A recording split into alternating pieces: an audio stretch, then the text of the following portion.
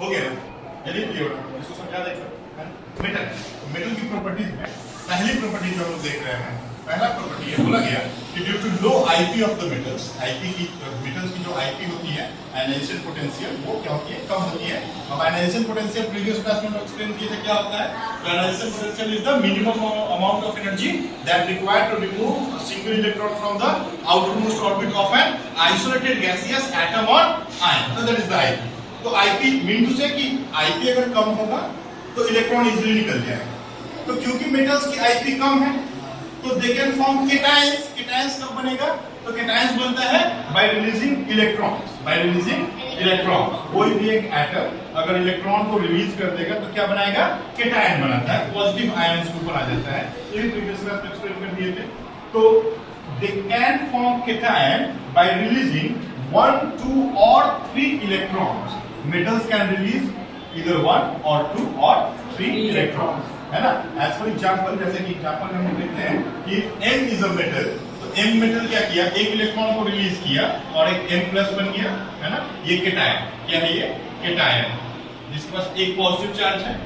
यही अगर 2 इलेक्ट्रॉन को रिलीज कर दे तो 2 पॉजिटिव चार्ज लेगा, है ना। Positive charge on the metal और on the cation will be equal to the number of electron release by the metal. तो 2 अगर रिलीज किया तो 2 पॉजिटिव चार्ज आएगा, तो ये भी केटायन है। 2 पॉजिटिव चार्ज के साथ ये भी केटायन है, 3 पॉजिटिव चार्ज के साथ मोनोवैलेंट बोलते हैं, बाइवैलेंट बोलते हैं, ट्राइवैलेंट। क्लियर बात है ना। तो ये पहला प्रॉपर्टी है, समराइज कर देते हैं प्रॉपर्टीज क्या है ना। Due to the low IP of the metals they can form the cation by releasing 1, 2 और 3 इलेक्ट्रॉन्स।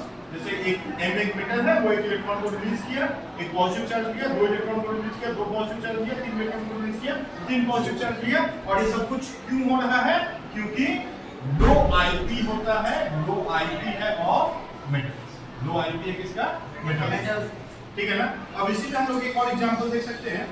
सपोज जैसे मेरे पास सोडियम है, सोडियम एक मेटल है ना। हम लोग इलेक्ट्रॉनिक कॉन्फ़िगरेशन पढ़े थे, 281 इलेक्ट्रॉन इसके पास है।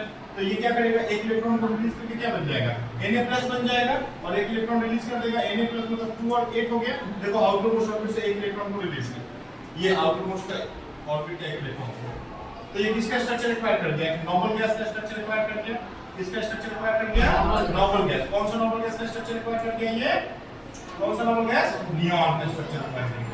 नियॉन 10 होता है, देखो ये 2 इलेक्ट्रॉन रिलीज करके नियॉन 10 बन गया। तो स्टेबल क्या हो गया, ये स्टेबल आउटपुट को फिल करेगा।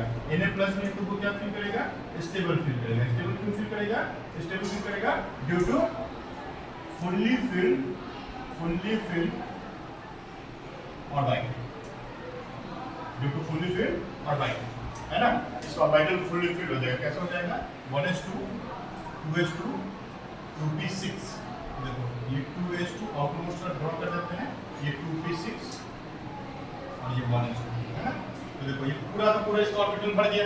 अब कोई जगह इसमें खाली नहीं रहा, तो कोई जगह खाली नहीं रहता, फुल फिल्ड स्टेबल। क्लियर बात। तो मेटल्स का पहला प्रॉपर्टी यही है ना, बस इसे समझ